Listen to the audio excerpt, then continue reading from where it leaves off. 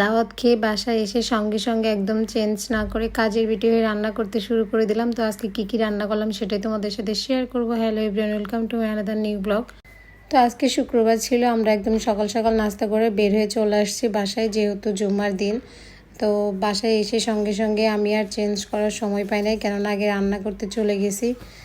আজান দিয়ে ফেলছে, নামাজ পড়েই তো খাবার দাবার দিতে হবে, তোমাদের ভাই আবার দোকানে চলে যাবে। তো যাই হোক, আমি রান্না করলাম, এখানে ট্যাংরা মাছ ভুনা করে নিলাম, তারপরে হচ্ছে মাংস এখানে ম্যারিনেট করে রাখবো, গরুর মাংস। তো এখানে আমি সব রকমের মশলা টশলা নিয়ে একদম মাখাই ফেলবো আর ম্যারিনেট করে রেখে দিব আর কি আধা ঘন্টা। তো এখানে আমি ম্যারিনেট করতেছি। আর যেহেতু ঈদের দিন আমরা রান্না করি নেই, সেই ক্ষেত্রে আজকে আমি চাইছিলাম সব কিছু একদম আইটেম রান্না করার জন্য।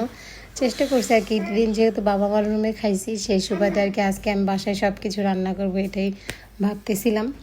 তো এটা ভাবতে ভাবতে আমি একদম রান্না করা শুরু করে দিয়েছি। এখানে গরুর মাংস ম্যারিনেট করে রাখবো, দেন হচ্ছে আপাতত এখন খাওয়ার জন্য ট্যাংরা মাছগুলো ভুনা করে ফেলছি, যেহেতু এখন সময় খুবই কম। আর এগুলো আস্তে আস্তে আমরা রান্না করতে করতে রাতে এটা খাওয়া হবে, সেই হিসাবে আর কি রান্নাটা করা। তো যাই হোক, এখানে আমি সুন্দর করে ম্যারিনেট করে রেখে দিলাম। এখানে প্রায় 1.5 কেজি মানে একটু ওপরে আছে মাংস। সবচেয়ে বড় বিষয় আমার মনে হয় যে গরুর গোশটা যদি ম্যারিনেট করে রাখা যায়, আমার মনে হয় অনেক ভালো হয়। তো এখানে আমি একটা পাতিলে দুধ জাল দিয়ে দিলাম, কেননা আমি এখন সেমাই রান্না করব। আসলে আমি এবার বাচ্চাদের সেমাই রান্না করে খাওয়াতে পারি নাই, ওরা নানুর রুমে খাইছে। তারপরও যতই খাক, আমার কাছে মনে হয়েছে যে আমি যতক্ষণ মানে তোমাদের ভাইয়া বা আমার বাবুদের রান্না করে যতক্ষণ না খাওয়াবো, ততক্ষণ আমার তৃপ্তি হয় না। তো যাই হোক, আমি সুন্দর করে এখানে রান্নার দুধটা জাল বসাই দিছি, দেওয়ার মধ্যে আমার এখানে ট্যাংরা মাছের ভুনাটা অলরেডি হয়ে গেছে। আর একটু শুকাই ফেলবো, যেহেতু এখন একটু মাখা মাখা হয়েছে। আর সবসময় আমাদের বাসায় একটু মানে শুকনো টাইপ খাবারটাই বেশি খাই।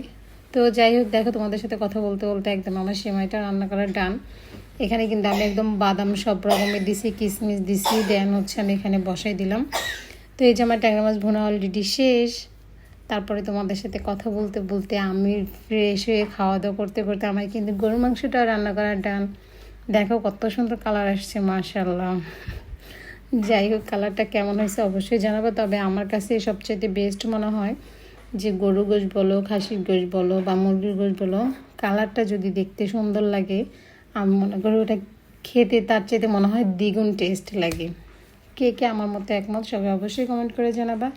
অ্যান্ড আজকের ভিডিওটি যদি ভালো লাগে, সবাই বেশি বেশি করে লাইক কমেন্ট শেয়ার করে দিবা।